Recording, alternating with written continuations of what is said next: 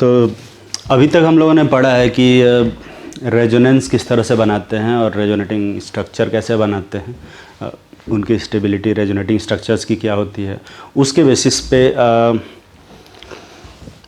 कैसे actual molecule behave करता है, कहाँ कहाँ पॉजिटिव चार्ज आएगा, कहाँ कहाँ नेगेटिव चार्ज आएगा, ये सब चीज़ें अपन पढ़ चुके हैं। ठीक है, अब हम बात करेंगे कि ये जो रेजोनेंस होता है इसकी वजह से क्या इफ़ेक्ट पड़ता है मॉलिक्यूल की प्रॉपर्टीज़ के ऊपर, है ना। तो ये वाला टॉपिक भी बहुत इम्पॉर्टेंट है, इसके बारे में भी अपने को पढ़ना है और इससे ज़्यादातर क्वेश्चन आते हैं। तो पहले देखते हैं इफेक्ट ऑफ रेजोनेंस। सबसे पहली चीज़ जो है वो है डाइपोल मोमेंट। सबसे ज़्यादा जो इफ़ेक्ट पड़ता है वो डाइपोल मोमेंट पे पड़ता है ना। तो डाइपोल मोमेंट क्या होता है ये सब ने पढ़ा हुआ है कि डाइपोल मोमेंट जो भी होता है, लाइक ये न्यू होता है, ये Q इंटू डी होता है और ये एक वेक्टर क्वांटिटी होती है। ठीक है, हम सभी जानते हैं Q यहाँ पे चार्ज है, D यहाँ पे डिस्टेंस है ना। इस सब के बारे में केमिकल बॉन्डिंग में पढ़ा होगा। ठीक, लेकिन डाइपोल मोमेंट पे इसका क्या इफेक्ट पड़ता है रेजोनेंस की वजह से, ये हम देखते हैं। इसके लिए एक छोटा सा क्वेश्चन देखेंगे, why dipole moment of ethyl chloride is more than vinyl chloride. Ethyl chloride क्या होता है, लाइक ये होता है इथाइल क्लोराइड,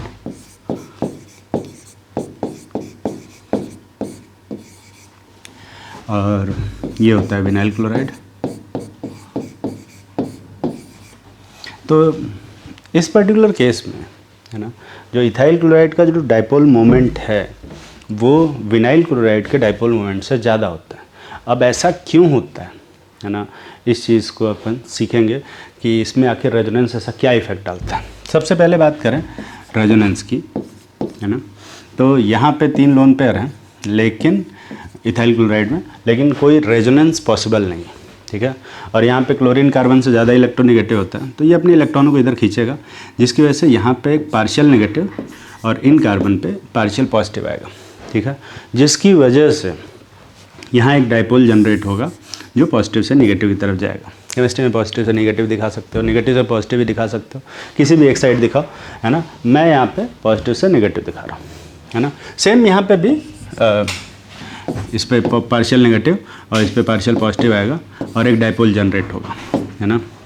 क्वेश्चन ये है कि अगर इस तरह से डाइपोल जनरेट हो रहा है तो उस वाले का डाइपोल मोमेंट इस वाले के डाइपोल मोमेंट से ज़्यादा कैसे हो सकता है। ठीक है, दोनों देखने में तो सेम ही जैसे लग रहा है। तो यहाँ पे क्या होता है ना, यहाँ पे एक तो कंपाउंड है ये जिसकी वजह से डाइपोल ऐसे जनरेट हुआ है इलेक्ट्रोनेगेटिविटी के डिफरेंस की वजह से, लेकिन जब इसका रेजोनेंस बनाएंगे, है ना, यहाँ देखेंगे रेजोनेंस, रेजोनेटिंग स्ट्रक्चर बनाया होगा तुम लोगों ने इसका। तो यहाँ पे लोन पेयर है, इलेक्ट्रॉन रिच सेंटर है, इधर जाएगा और ये वाला इधर जाएगा। तो जो रेजोनेटिंग स्ट्रक्चर बनेगा वो ये बनेगा। तो एक रेजोनेटिंग स्ट्रक्चर यहाँ पे इस तरह का बन रहा है। ठीक, तो जो एक्चुअल मॉलिक्यूल आएगा इस कंपाउंड का वो कुछ इस तरह से दिखेगा।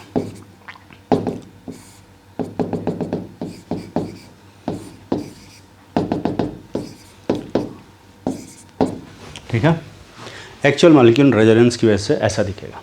अब इसमें अगर देखा जाए ना तो पॉजिटिव क्लोरीन पे आ रहा है और कार्बन पे नेगेटिव आ रहा है। तो जो रेजोनेंस की वजह से मॉलिक्यूल में पोलैरिटी जनरेट हो रही है उसमें जो डाइपोल मोमेंट का डायरेक्शन है वो इधर आ रहा है, कार्बन क्लोरीन से कार्बन की तरफ, और इंडक्टिव की वजह से जो जनरेट हो रहा है डाइपोल वो कार्बन से क्लोरीन की तरफ आ रहा है। तो दोनों डाइपोल के बीच में 180 का डिफरेंस है। तो ऑब्वियसली ये दोनों डाइपोल एक दूसरे को कैंसिल करेंगे, कैंसिल करके पूरा जीरो नहीं होगा, लेकिन ऑब्वियसली ये दोनों बराबर नहीं है तो कैंसिल होकर जीरो नहीं होगा, लेकिन दोनों सब्सट्रैक्ट होंगे एक दूसरे से। ठीक, लेकिन यहाँ पे सिर्फ इंडक्टिव वाला डाइपोल है जो कि सिर्फ इंडक्टिव वाला डाइपोल है जो कि किसी से कैंसिल नहीं हो रहा। ठीक है, तो वहाँ पे इंडक्टिव वाला डाइपोल पूरा का पूरा रहेगा और यहाँ जो इंडक्टिव वाला डाइपोल है वो कुछ पोर्शन रेजोनेंस वाले डाइपोल से कैंसिल हो जा रहा है, जिसकी वजह से जो डाइपोल मोमेंट होता है इथाइल क्लोराइड का वो थोड़ा सा ज़्यादा होता है देन विनाइल क्लोराइड। ठीक है। तो यहाँ पे डेफिनेशन क्या लिखेंगे, यहाँ पे रीज़न क्या लिखेंगे कि तो इंडक्टिव इफेक्ट को हम मान लेते हैं इंडक्टिव डाइपोल बोलते हैं, और रेजोनेटिंग इफेक्ट वाले डाइपोल को रेजोनेटिंग डाइपोल बोलते हैं। ये दोनों एक दूसरे से अपोजिट हो जाते हैं विनाइल क्लोराइड के केस में, और इसी वजह से विनाइल क्लोराइड का डाइपोल मोमेंट कम होता है, ठीक। लेकिन क्या हमेशा ही ऐसा होगा कि रेजोनेंस की वजह से डाइपोल मोमेंट कम हो? ऐसा बिल्कुल ज़रूरी नहीं है। जैसे एक एग्जांपल लेते हैं, मान लेते हैं अपन ये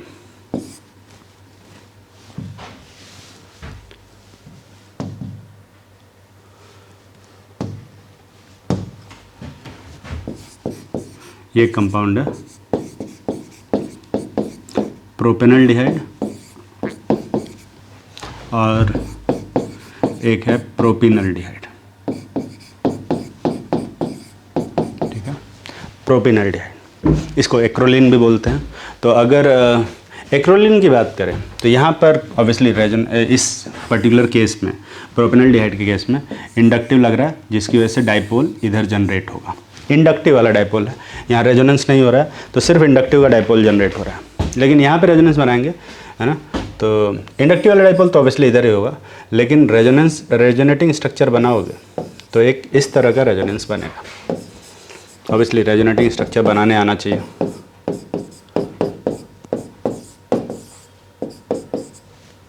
तो एक्चुअल मॉलिक्यूल पे इस पर्टिकुलर केस में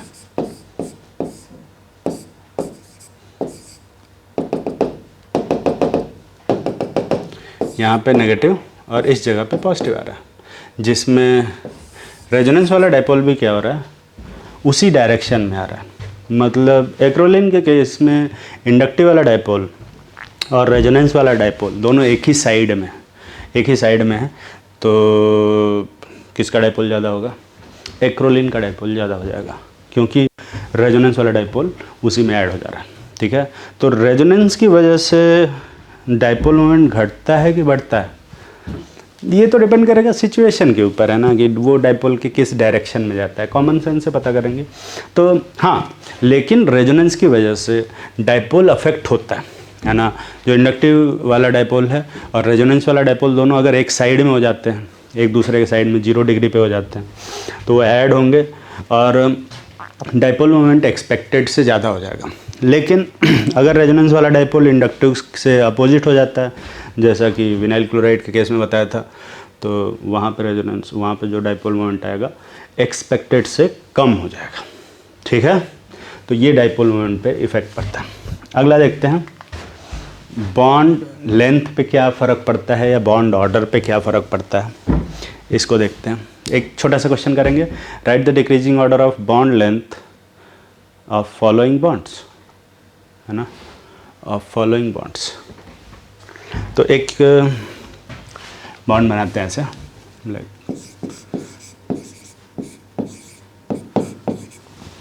इथाइल अल्कोहल का एक कंपाउंड बनाते हैं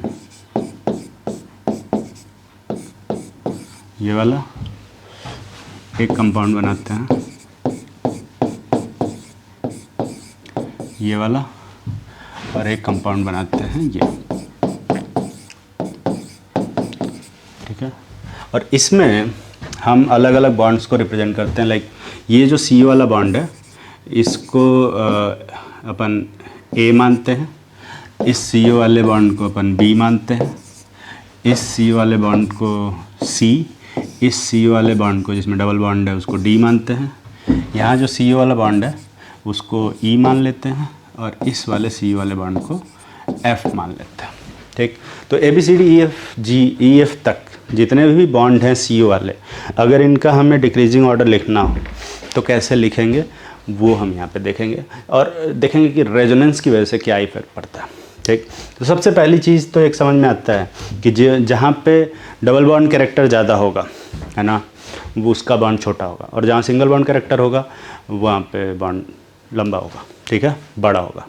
तो सबसे पहले अगर हम बात करें तो यहाँ पे कोई रेजोनेंस नहीं है, इस पर्टिकुलर जगह पे प्योर सिंगल बॉन्ड है ना।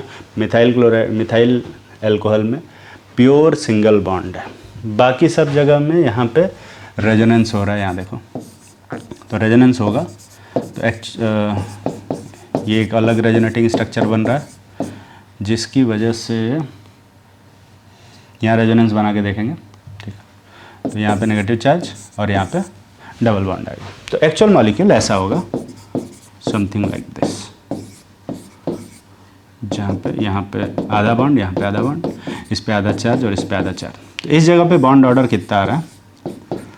1.5, क्योंकि दोनों ही एक ही जैसे रेजोनेटिंग स्ट्रक्चर हैं, इक्वलेंट रेजोनेटिंग स्ट्रक्चर हैं, तो दोनों का कंट्रीब्यूशन इक्वल होगा एक्चुअल मॉलिक्यूल में।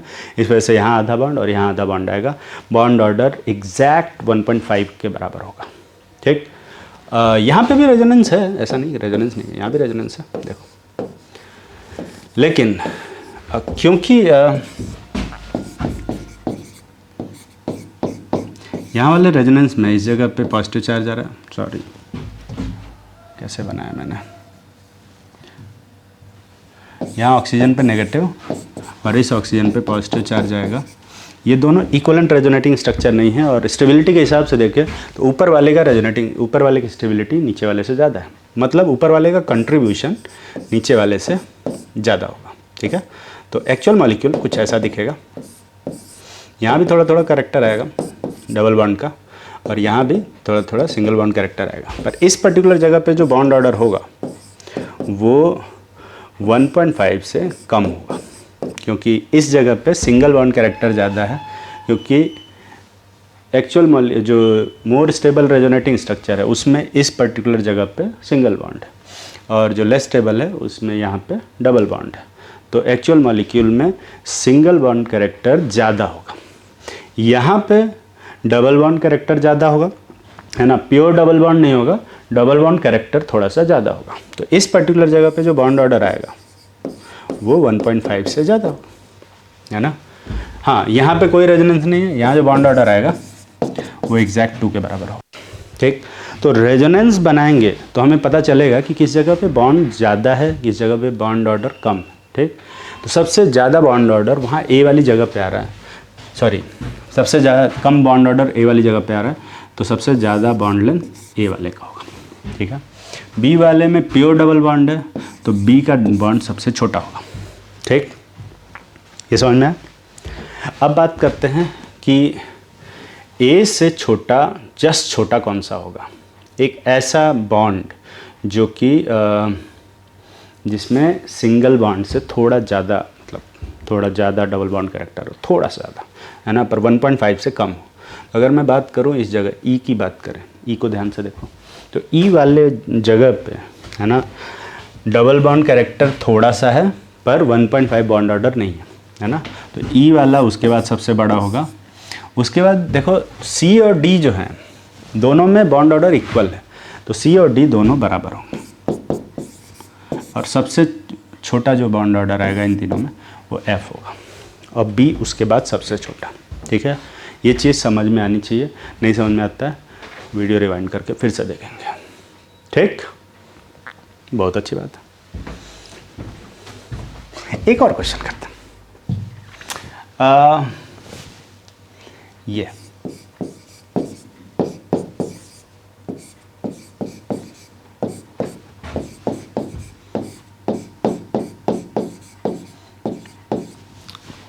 इसमें अगर मैं बॉन्ड लेंथ की बात करूं, मान लेता हूं ये बॉन्ड लेंथ ए है और ये बॉन्ड लेंथ, कार्बन कार्बन का बॉन्ड लेंथ बी है, ठीक। कार्बन कार्बन की ही बॉन्ड लेंथ की बात करें, कार्बन नाइट्रोजन के बॉन्ड लेंथ की बात नहीं करें, ठीक।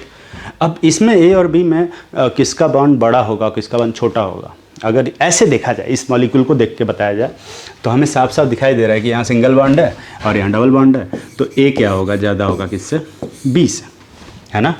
ए ज़्यादा होगा बी से, ये यहाँ से दिखाई दे रहा है, पर एक्चुअली में ऐसा नहीं है। एक्चुअली में ऐसा नहीं है। क्यों नहीं है, इसका जवाब रेजोनेंस से मिलेगा भाई साहब। तो यहाँ पे क्या करेंगे, अपन रेजोनेंस बनाएंगे। रेजोनेंस पहले बनाया हुआ है, एक बार फिर से बना लेते हैं। यहाँ बनेगा ऐसा, CH2 double bond CH double positive charge NH2, ठीक है। ये NH2 अच्छा नहीं लिख रहा है। और ये फर्दर रेजोनेंस बनाएगा तो ये बनेगा।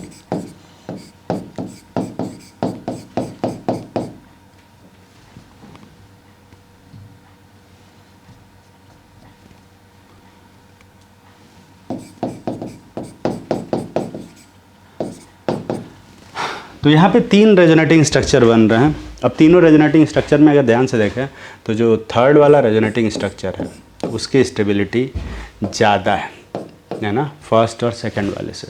तो एक्चुअल मॉलिक्यूल जो बनेगा वो कुछ इस तरह का बनेगा।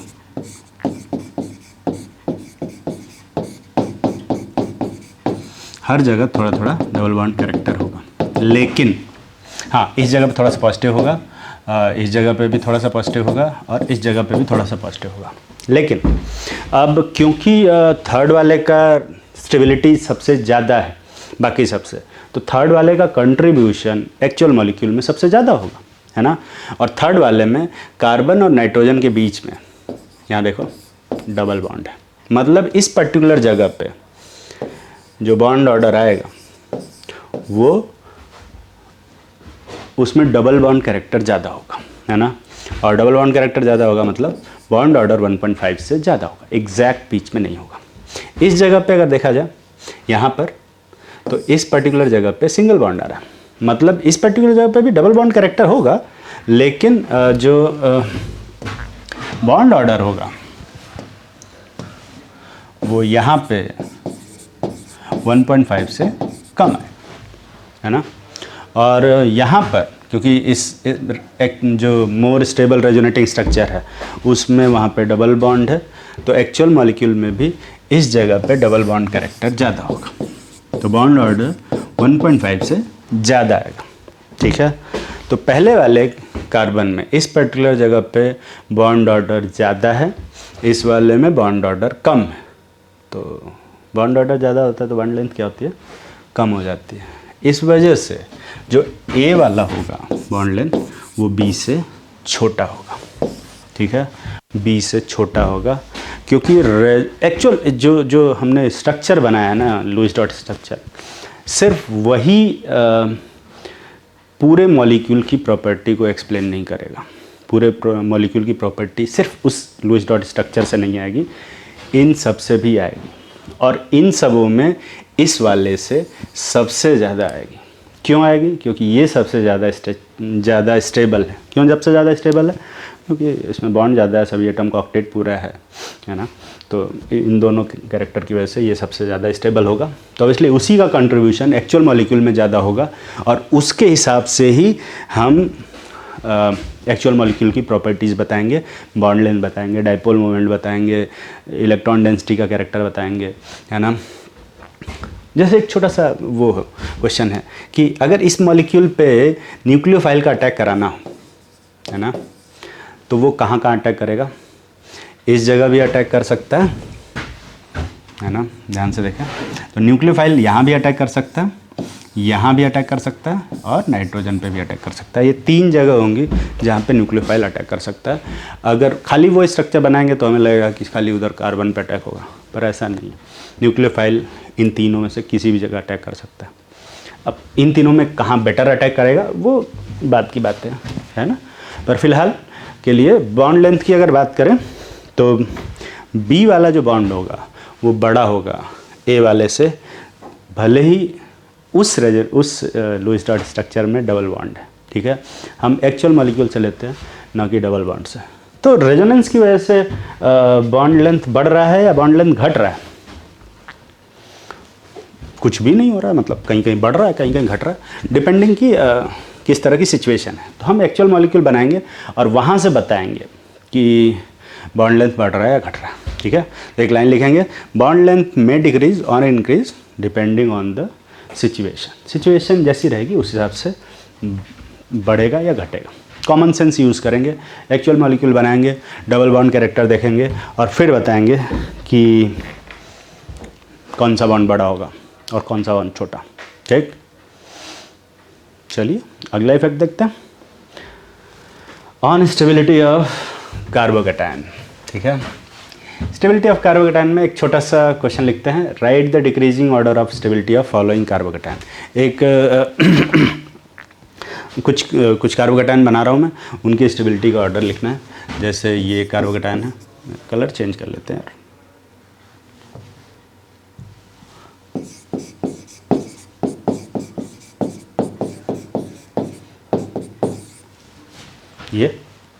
ये पहला है,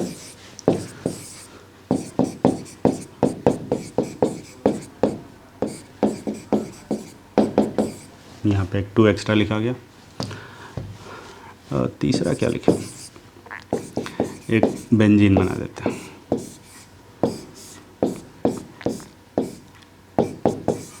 ये 2 लिखा है। तो एक नॉर्मल प्रोपाइल कार्बोकैटायन है, एक एलाइल कार्बोकैटायन है, इसको एलाइल बोलते हैं, और ये बेंजाइल कार्बोकैटायन है। अगर ये 3 कार्बोकैटायन नाम भले ना पता हो यार, बस ऐसे लिख दिया हो कि इन तीनों कार्बोकैटायन में कौन ज़्यादा स्टेबल है। तो सबसे पहले बात करेंगे कि पहले वाले में क्या कोई रेजोनेंस है या नहीं है। तो पहले वाले में कोई रेजोनेंस नहीं है। तो एक्चुअल मॉलिक्यूल में इस कार्बन पे पूरा का पूरा पॉजिटिव चार्ज होगा, फुल पॉजिटिव चार्ज, थोड़ा सा इंडक्टिव वजह से घट सकता है, ठीक है। लेकिन अगर इसमें बात करें तो यहाँ पे रेजोनेंस है ना, और ये रेजोनेटिंग स्ट्रक्चर बन रहा है और दोनों एक ही जैसे हैं। तो एक्चुअल मॉलिक्यूल क्या होगा, दोनों को जैसा दिखेगा और कुछ इस तरह से बनेगा, और इस पर आधा पॉजिटिव चार्ज और इस पे भी आधा पॉजिटिव चार्ज आएगा। आधा पॉजिटिव चार्ज क्यों दिया, क्योंकि दोनों ही इक्विवेलेंट रेजोनेटिंग स्ट्रक्चर हैं, दोनों की स्टेबिलिटी बराबर है, तो दोनों का कंट्रीब्यूशन भी एक्चुअल मॉलिक्यूल में ज़्यादा होगा, ठीक है, इक्वल होगा। तो ऐसा दिखेगा, यहाँ भी बॉन्ड ऑर्डर 1.5, यहाँ भी बॉन्ड ऑर्डर 1.5, ठीक, आधा हो गया जी। चलो, लेकिन यहाँ पर अगर रेजोनेंस बनाए, देखो यहाँ पर अगर रेजोनेंस बनाएंगे तो याद होगा, अगर मैं तो सारे नहीं बनाने जा रहा, बना दो, तो यहाँ पर रेजोनेंस ऐसा बनेगा।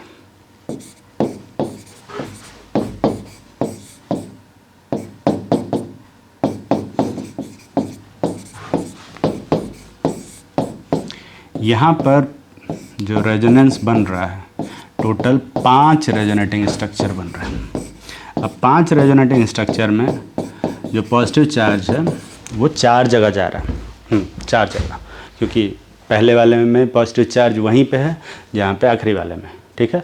तो पॉजिटिव चार्ज 4 जगह पे डिस्ट्रीब्यूट हो रहा है ना। पहले वाले में कितनी जगह पे डिस्ट्रीब्यूट हो रहा था, एक भी नहीं, सिर्फ एक जगह था, थोड़ा सा घट जा रहा था इंडक्टिव की वजह से। दूसरे वाले में 2 जगह डिस्ट्रीब्यूट हो रहा था, तो हाफ हो गया, ठीक। लेकिन तीसरे वाले में 4 जगह डिस्ट्रीब्यूट हुआ है। तो जो एक्चुअल मॉलिक्यूल बनता है, और हमने बनाया भी हुआ है, एक्चुअल मॉलिक्यूल कुछ इस तरह से बनता है।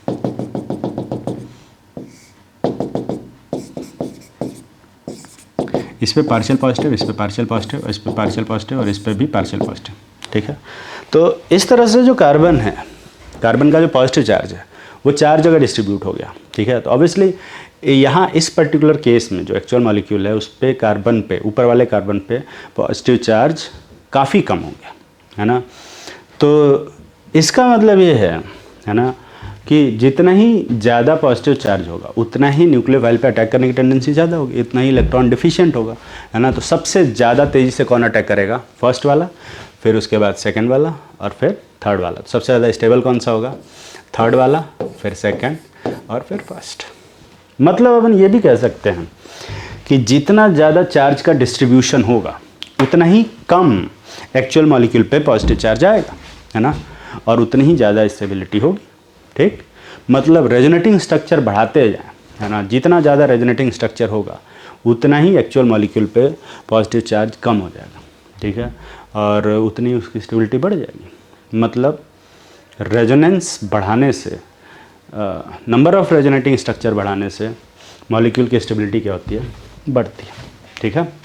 ये एक लाइन लिख लेंगे, stability of carbocation increase with the number of resonating structure. अगर कार्बोकैटायन में रेजोनेटिंग स्ट्रक्चर्स ज़्यादा बन रहे हैं तो मॉलिक्यूल की स्टेबिलिटी भी ज़्यादा हो जाएगी, ठीक है। और इसका एग्जांपल यहाँ सामने दिखाई दे रहा है, ठीक, नोट करेंगे। और अगला देखेंगे इफेक्ट किस पे आ रहा है, वह है ऑन स्टेबिलिटी ऑफ कार्बेनाइन, है ना। कार्बेनाइन की स्टेबिलिटी देखते हैं क्या इफेक्ट पड़ता है, ठीक। एक छोटा सा क्वेश्चन ही कर लेते हैं, लगे हाथ। Right the decreasing order stability of following carbon ions. तो ये कार्बन आयन ऐसा करते हैं, वही पुराना वाला कार्बन आयन ले लेते हैं। तो ये नॉर्मल प्रोपाइल कार्बन आयन है, ये एलाइल कार्बन आयन है, और ये बेंजाइल कार्बन आयन है।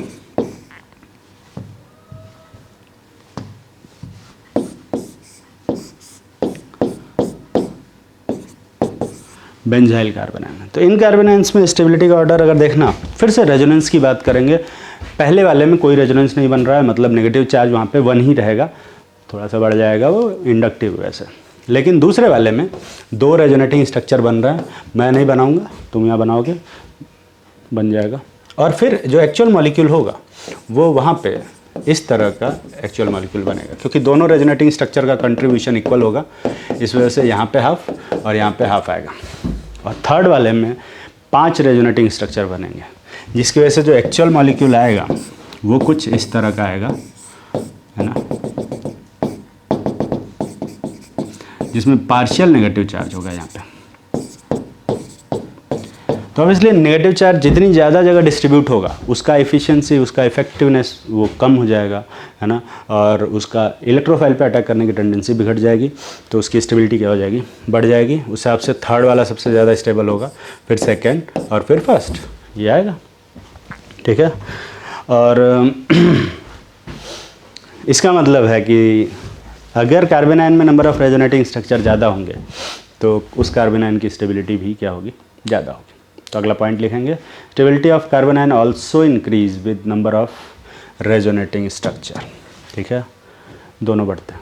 अच्छा, एक चीज़ गौर करने वाली बात है कि जो पिछला वाला कार्बोकैटायन वाला स्ट्रक्चर था, ये वाला, उसमें भी जो ऑर्डर आ रहा था 3 to 1 आ रहा था, और इसमें भी 3 to 1 आ रहा था। मतलब कार्बोकैटायन और कार्बन आयन की स्टेबिलिटी का ऑर्डर एग्जैक्टली क्या होता है, ऐसा कुछ नहीं होता, ऐसा कुछ नहीं होता, एग्जैक्टली सेम नहीं होता।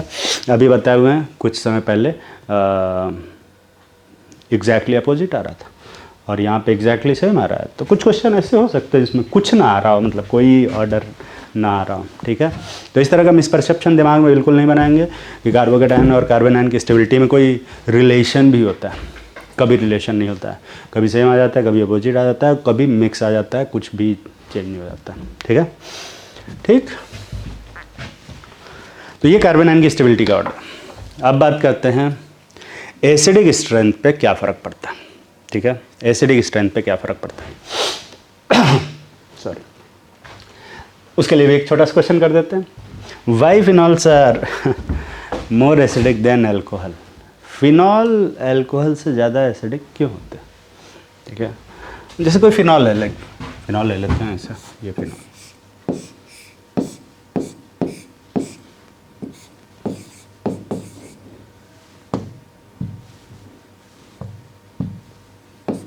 ये फिनॉल है, और ये हम ना डबल बॉन्ड हटा देते हैं, अल्कोहल बन गया, ठीक है। तो ये कंपाउंड, ऊपर वाला जो कंपाउंड वो अल्कोहल से ज़्यादा एसिडिक है ना, नीचे वाले कंपाउंड से, जबकि दोनों में कुछ खास डिफरेंस नहीं, बस बीच में से डबल बॉन्ड हटा दिया, है ना। एसिडिक स्ट्रेंथ तो इस H की वजह से आनी चाहिए ना। तो ऐसा क्यों होता है वो हम देखते हैं। जैसे ही जब हम H यहाँ से हटाएंगे, है ना, तो ये कंपाउंड का जो कंजुगेट बेस आएगा वो आएगा फिनॉक्साइड, और इस कंपाउंड का जो कंजुगेट बेस आएगा वो एल्कोक्साइड है।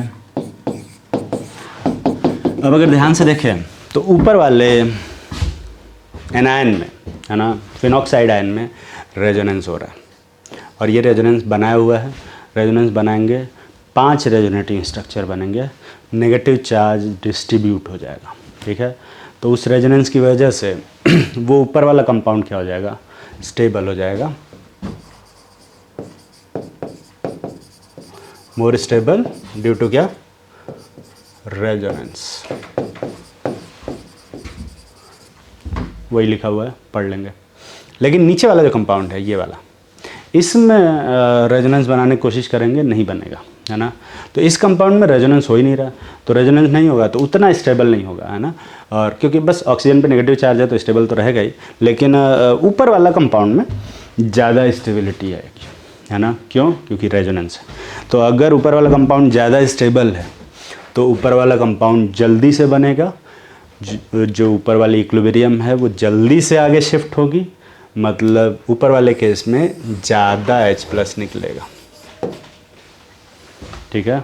और ज़्यादा H+ निकलेगा तो जो ज़्यादा एसिड H+ देता है वो स्ट्रॉन्गर एसिड होता है। और इसी वजह से जो फिनॉल होते हैं, है ना, वो स्ट्रॉन्गर एसिड होते हैं देन अल्कोहल। क्यों? क्योंकि जो फिनॉक्साइड आयन है वो ज़्यादा स्टेबल है than alkoxide ion due to resonance, ठीक है। तो आंसर में लिखेंगे due to more resonating structure, और ये तो बीच में सब ओवरलैप हो रहा है ना, इसको बना लेंगे, है ना। मैं यहाँ पे मिटा देता हूँ। Due to more resonating structure phenoxide ion are more stable than alkoxide ion, ठीक है, देन एल्कोक्साइड आयन। छोटा सा बना देते हैं यार, ठीक है। ड्यू टू रेजोनेंस, ठीक है, making phenol more acidic in nature, ठीक। बहुत अच्छी बात है। लेकिन एक थोड़ा सा डाउट होता है, जैसे जैसे एक क्वेश्चन अगर ये पूछा जाए, भाई carboxylic acids are more acidic than phenol, है ना। जैसे मैं एसिड्स कार्बोक्सिलिक एसिड की बात करूँ, लाइक, है ना, इसको मिटा देते हैं, ये समझ में आ गया होगा। कार्बोक्सिलिक एसिड में क्या होता है, कार्बोक्सिलिक एसिड इस तरह से होता है। अब इसमें रेजोनेटिंग स्ट्रक्चर अगर बनाएंगे तो सिर्फ 2 रेजोनेटिंग स्ट्रक्चर बनेंगे कार्बोक्सिलिक एसिड में, और फिनॉक्साइड में 5 रेजोनेटिंग स्ट्रक्चर बनेंगे। तो obviously 5 number of resonating structure जितने ज़्यादा होंगे, है ना, उतनी स्टेबिलिटी ज़्यादा होगी। तो फिनॉक्साइड आयन, ऊपर वाला जो फिनॉक्साइड आयन है वो ज़्यादा स्टेबल होगा, और जो नीचे वाला कार्बोक्सिलेट आयन है वो कम स्टेबल होगा। उस हिसाब से फिनॉल ज़्यादा एसिडिक होना चाहिए, लेकिन होता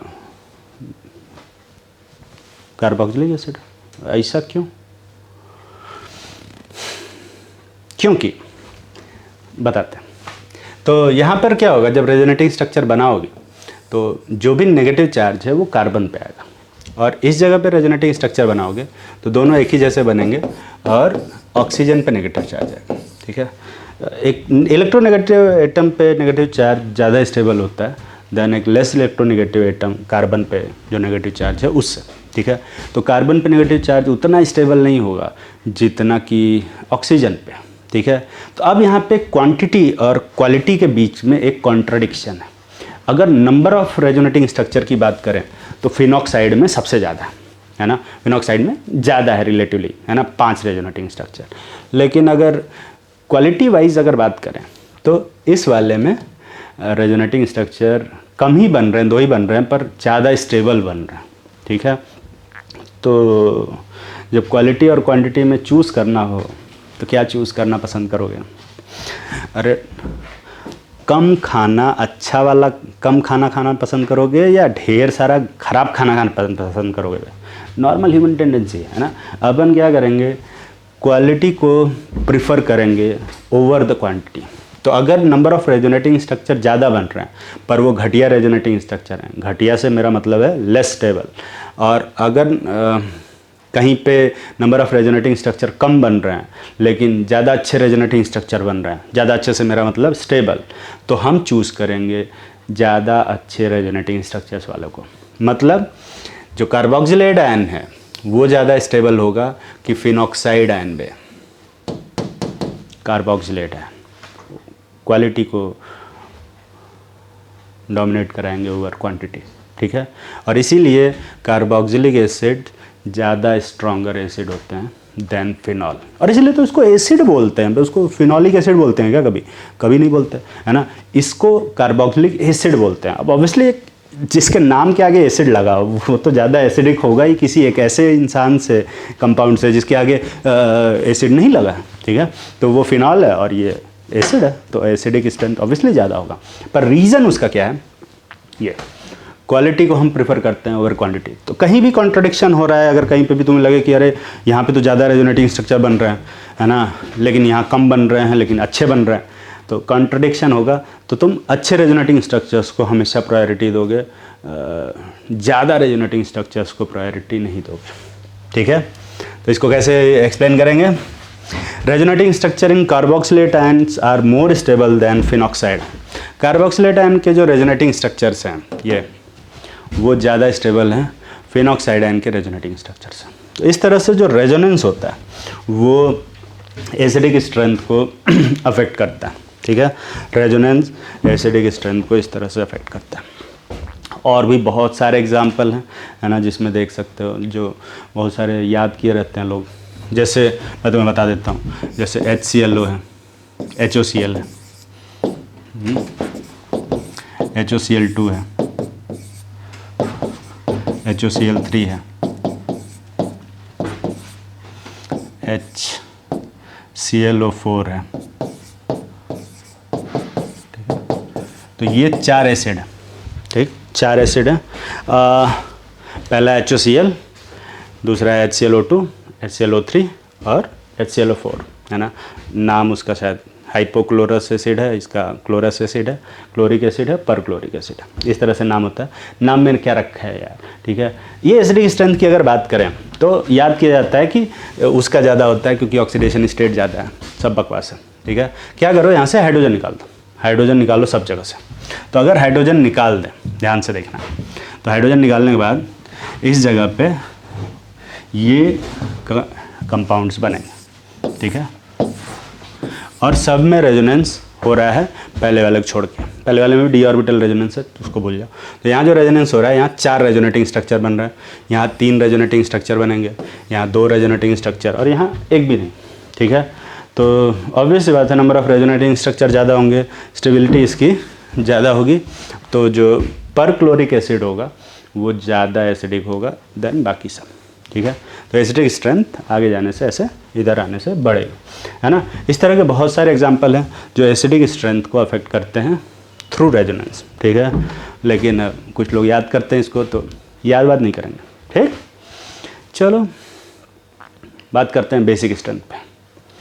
बेसिक स्ट्रेंथ पे क्या फ़र्क पड़ेगा? तो बेसिक स्ट्रेंथ में जो एक छोटा सा क्वेश्चन निकाल लेते हैं, why aniline is less basic than benzylamine. Aniline benzylamine जानते हो ना, एनिलीन होता है ये भाई साहब होते हैं एनिलीन, बेंजीन से डायरेक्टली अटैच्ड NH2। ठीक है, और बेंजाइलामिन क्या होता है? बेंजीन ही रहता है, उसमें CH2 लगा रहता है और फिर NH2 लगा रहता है। ठीक है, तो ये ऊपर वाला एनिलीन है और नीचे वाला बेंजीन है, तो सॉरी बेंजाइलामिन है। तो ये लिखा हुआ है कि एनिलीन लेस बेसिक है देन बेंजाइलामिन। ऐसा क्यों है ना? रेजोनेंस से ही इसका सोल्यूशन मिलेगा। क्या किसी में रेजोनेंस हो रहा है? देखते हैं यहाँ पे। यहाँ रेजोनेंस पॉसिबल है, रेजोनेटिंग स्ट्रक्चर बनाएंगे, है ना। 5 रेजोनेटिंग स्ट्रक्चर बनेंगे, नेगेटिव चार्ज,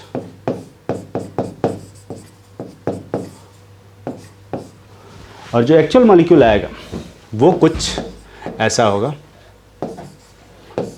मैं 5 नहीं बना रहा हूँ, तुम 5 बनाओ।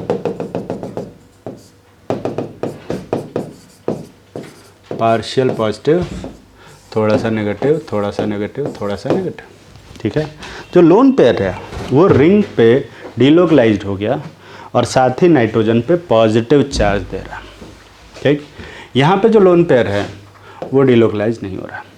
रेजोनेंस बनाने की कोशिश करो, नहीं बनेगा। नॉन कंजुगेटेड सिस्टम है, बेंजीन का अपना रेजोनेंस होगा पर वो रेजोनेंस लोन पेयर को अफेक्ट नहीं करेगा। ठीक, तो एक्चुअल मॉलिक्यूल में यहाँ पे पूरा का पूरा लोन पेयर है और यहाँ पे एक्चुअल मॉलिक्यूल में लोन पेयर का कुछ पोर्शन रिंग पे चला गया। ठीक, जिसकी वजह से थोड़ा सा पॉजिटिव चार्ज भी आ रहा है। तो अगर कोई इलेक्ट्रॉन डेफिशिएंट स्पेसीज आएगा, जैसे H+ आता है ना, तो यहाँ पे इजीली अटैक कर पाएगा, लेकिन इस जगह पे उतना इजीली अटैक नहीं होगा क्योंकि नाइट्रोजन पे पार्शियली पॉजिटिव चार्ज आ गया, जिसकी वजह से इलेक्ट्रॉन डेंसिटी वहाँ पे घट गई है। ठीक है, कम हो गई है ना। तो ऑब्वियसली H+ का अटैक कहाँ इजीली होगा? इस जगह पे इजीली होगा। ठीक है, और जो H+ को जितना जल्दी खाएगा उसका बेसिक स्ट्रेंथ उतना ही ज़्यादा होगा। और इसी वजह से जो एनिलीन होता है वो उतना स्ट्रॉन्ग बेस नहीं होता जैसे जैसे बेंजाइलामीन होता है, ठीक है। रेजोनेंस, क्या रीजन लिखेंगे? Due to resonance lone pair of aniline delocalise on benzene ring. ये बार बार ओवरलैप हो जा रहा है।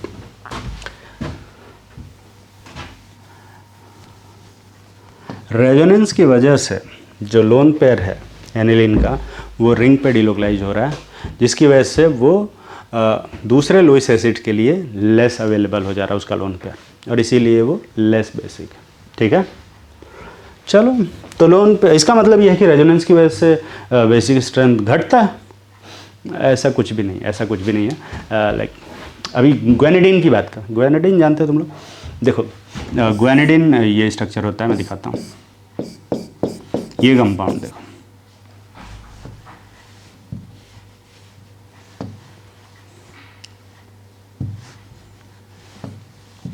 इस कंपाउंड को अपन ग्वेनेडिन बोलते हैं।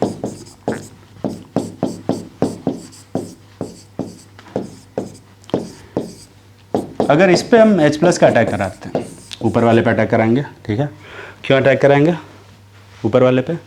रेजोनेंस बनाना है ना। रेजोनेंस बनाओगे तो इस कार्बन पे, इस नाइट्रोजन पे पार्शियल नेगेटिव आएगा और इन दोनों पे पार्शियल पॉजिटिव आएगा, तो ऑब्वियसली हम H+ का अटैक वहाँ कराएंगे जहाँ पे नेगेटिव चार्ज है ना। अटैक कराओ तो ये बनेगा, ठीक है। इक्विलिब्रियम साइन बनाते हैं तो ये बनेगा, देखो ध्यान से।